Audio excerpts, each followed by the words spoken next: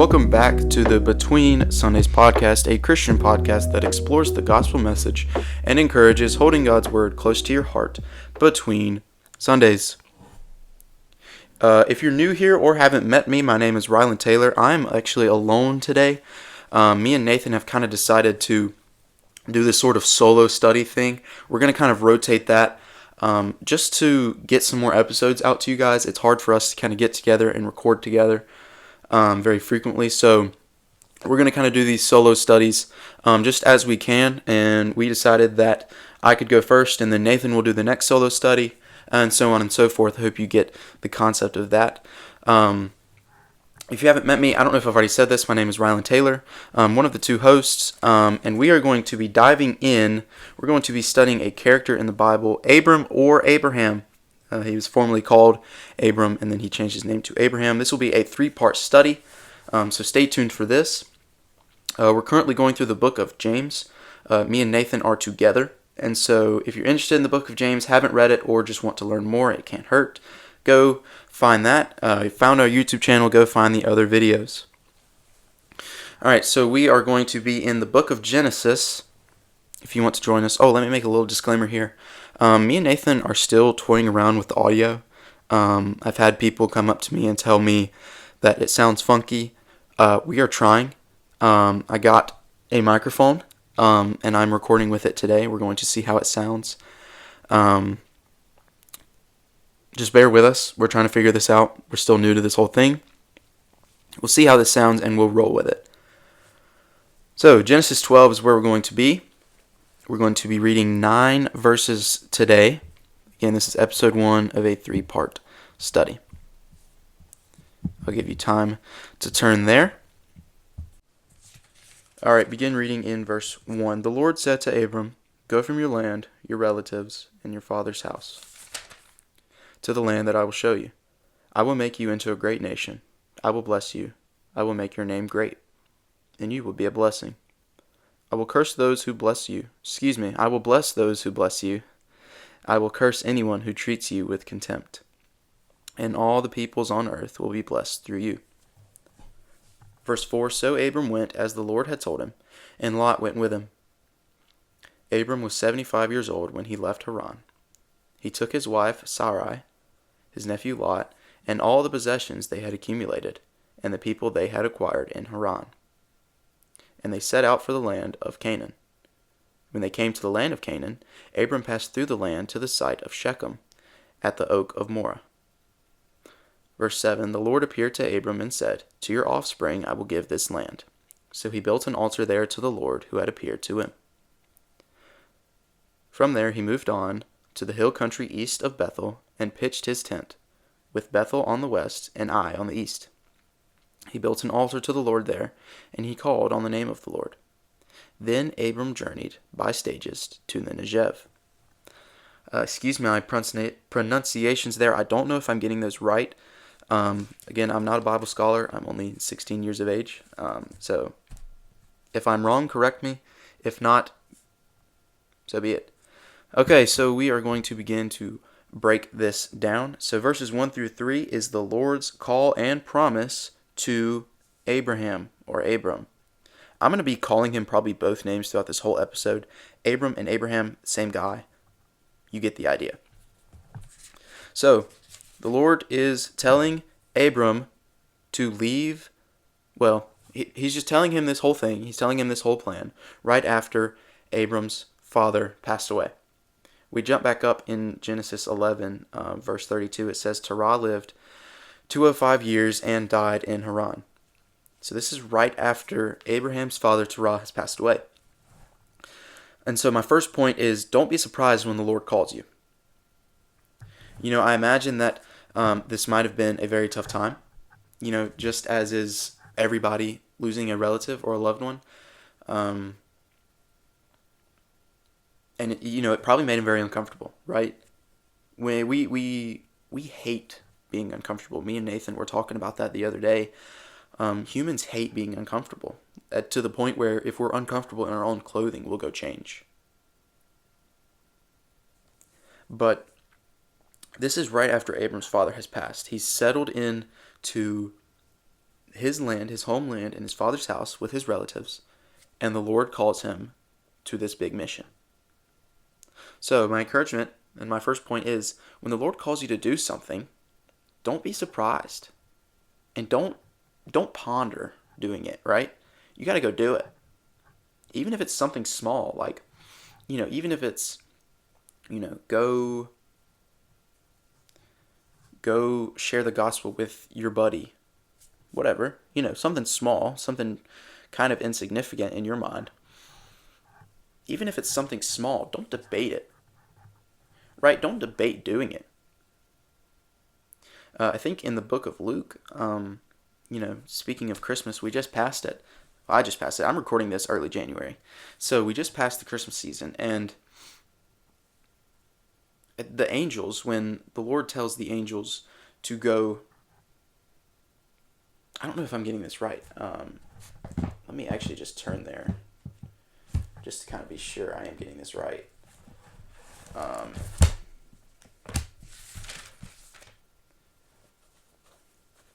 The shepherds, excuse me. So yeah, I'm glad I didn't. Verse 15 in Luke 2, you don't have to turn there. It says, when the angels had left them and returned to heaven, the shepherds said to one another, let's go straight to Bethlehem and see what has happened, which the Lord has made known to us. So again, that's no procrastination, right? I use it's kind of an offensive, phrase, but procrastination is the first sign of a loser. If you're procrastinating what the Lord wants to do, you're not going to get anywhere in life. So if the Lord calls you, don't debate it. Don't act surprised. It might surprise you. It might greet you with surprise, but just go. And you know why you should go? Because everything will fall in line for you if you do. That's my next point. Look in the text. God tells Abram to leave his homeland and where he's comfortable to the land that I will show you. Because he will make a great nation, he will bless you, and your name will be great, and you will be a blessing. I don't ever want to rob myself of what God has in store for me. I know I've done it way too many times in the past, and I'll probably continue to do it.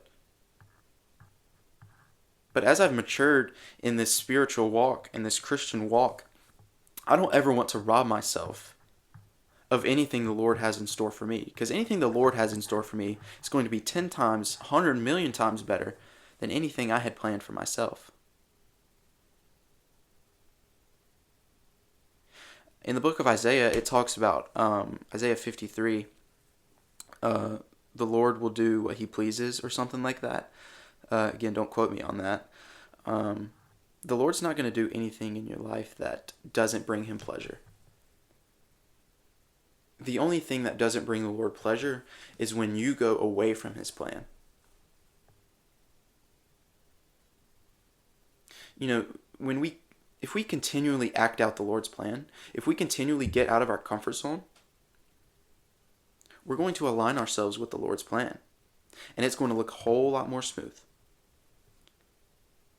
So, those are my first 2 points. Don't act surprised when the Lord calls you, and just go.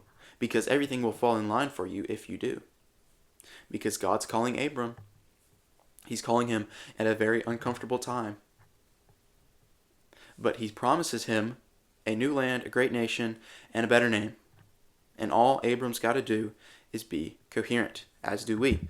Verses 4 through 5, we jump down now. Abram goes. Again, Abram finally takes his course of action. Right? Verse 4, right after the Lord's promise, it says, so Abram went, as the Lord had told him. No ifs, ands, or buts about it. Right? Straightforward. If the Lord were to call me right now, well, let me back up. I could be at a 5-star restaurant and I could be eating this filet mignon, right? I could be eating the best meal in my life for free. But if the Lord calls me to go somewhere, I would hope that I would flip that table and I would go. You might be in a very comfortable spot. But again, go.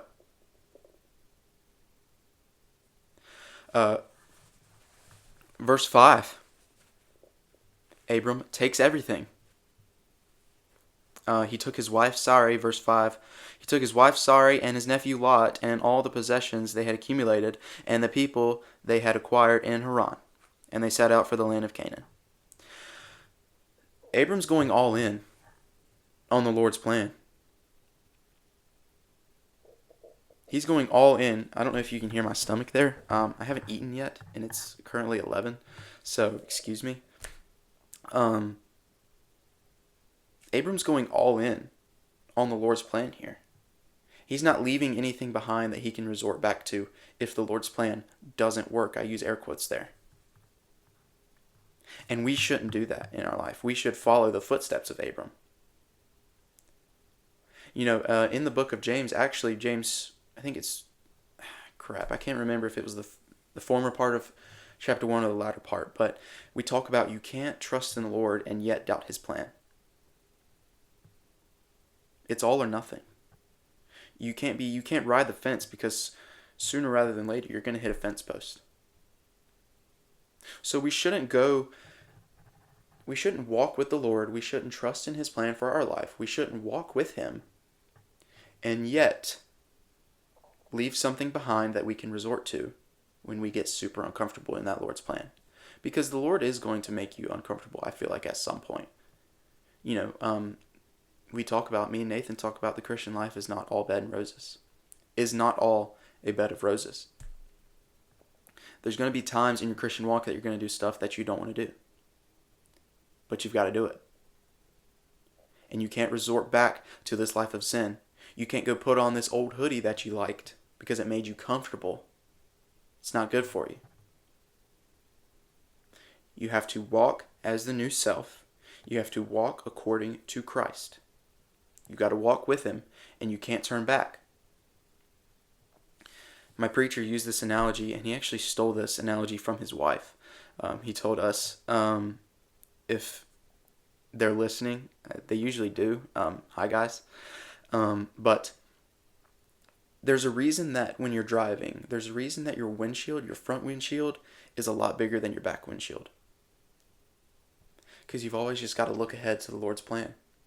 You've always got to trust in what the Lord has in store for you. And you just got to keep on turning. You can't look back. I'm trying not to look back right now and mess up the audio. But you can't look behind you all the time, because you're probably going to hit something in front of you. You're probably going to rob yourself. If you're continuing looking back at your old life and you're saying, man, that looks good, you're going to rob yourself of something in your new life. So it's all or nothing. Just like Abram, he takes everything he has to claim. He takes his wife, his nephew, his possessions, and the people they had acquired. He doesn't leave anything he can come back to. He's going all in on the Lord's plan. So should we. I kind of went on a little tangent there. I didn't even mean to. Verse 6, we're getting on down there. This might be a shorter episode. I don't know how long I've recorded for yet. Verse 6, faith, not fulfillment. In the latter part of verse 5, it talks about they set out for the land of Canaan. Canaan is the promised land. Canaan is the end goal for Abram. Yet, he's following the Lord, and so he just passes through. Verse 6, it says, Abram passed through the land to the site of Shechem.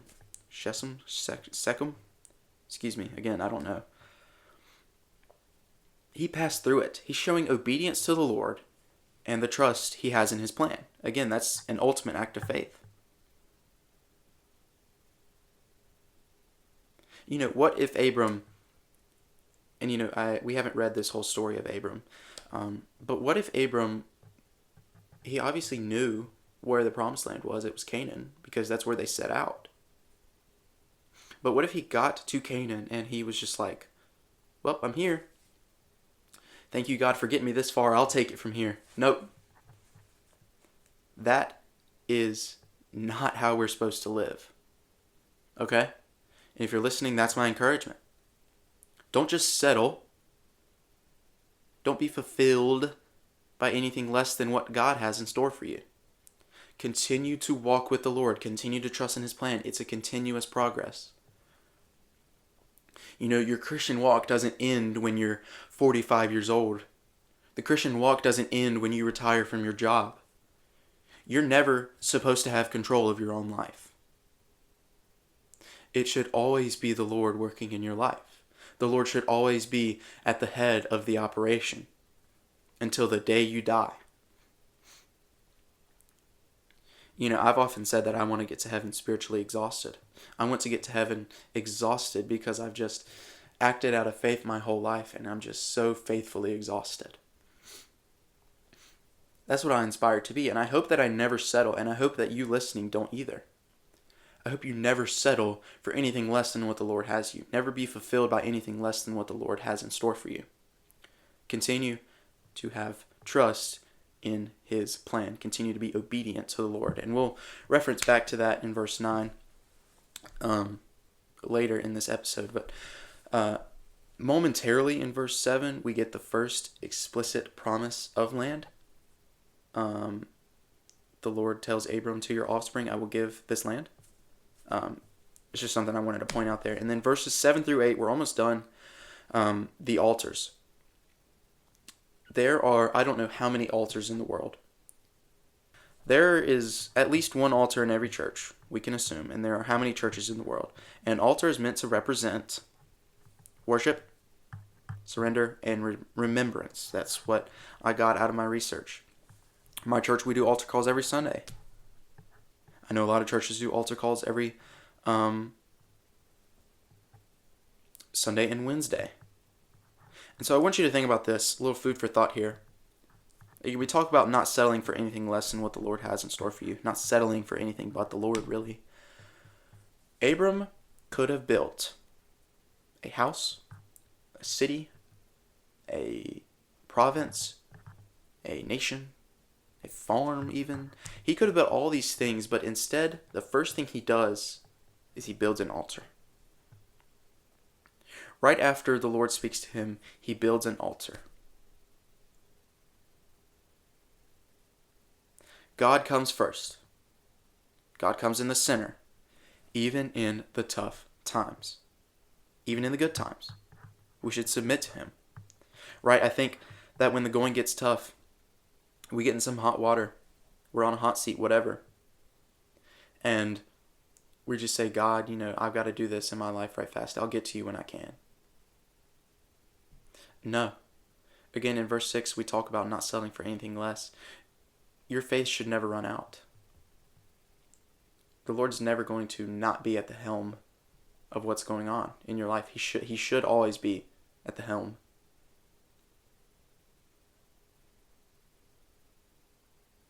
And sometimes we like, when things get uncomfortable, we like to take control because we think that's how it gets done right. Nope. If you want it done right, let the Lord do it. Or in the good times, we think things are going super good for us. We're in a good spot, and maybe we are. Maybe things are looking up for us, right? We can see the light at the end of the tunnel.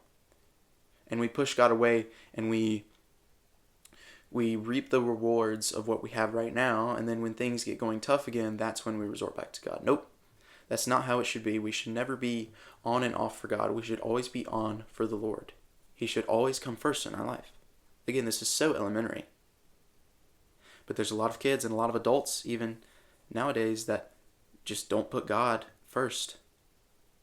It's that simple. So verse 9, we're going to close here. This has been, again, a short episode, but I have enjoyed it. Verse 9 says, Then Abram journeyed by stages to the Negev.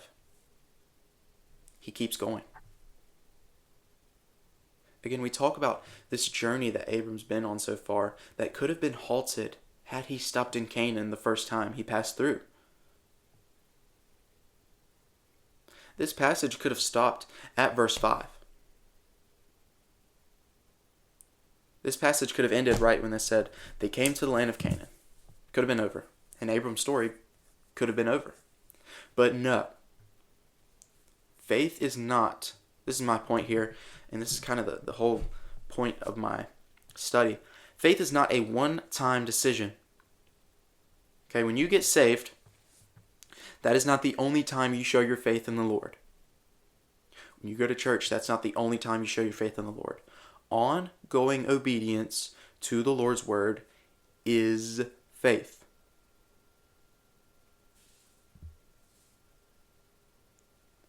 Faith is not a one-time decision.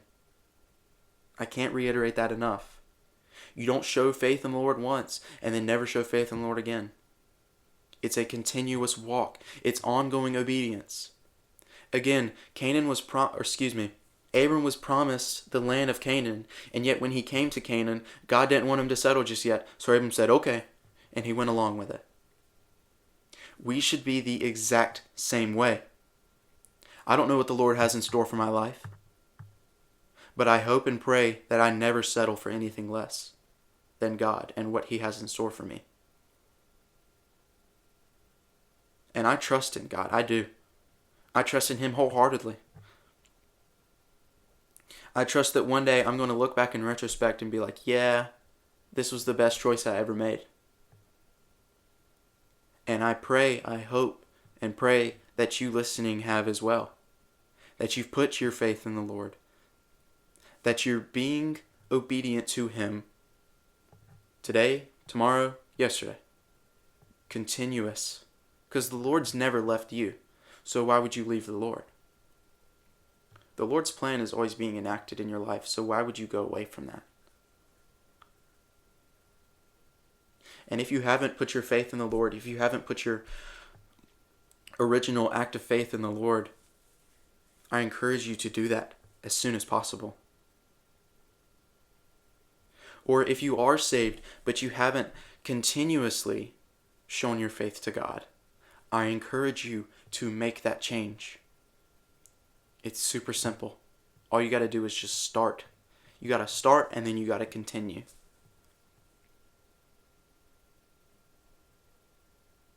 I hope you enjoyed this first part. Again, it was kind of a short study, and it's a solo study. I've got school in like an hour, so I do kind of have to be out of here.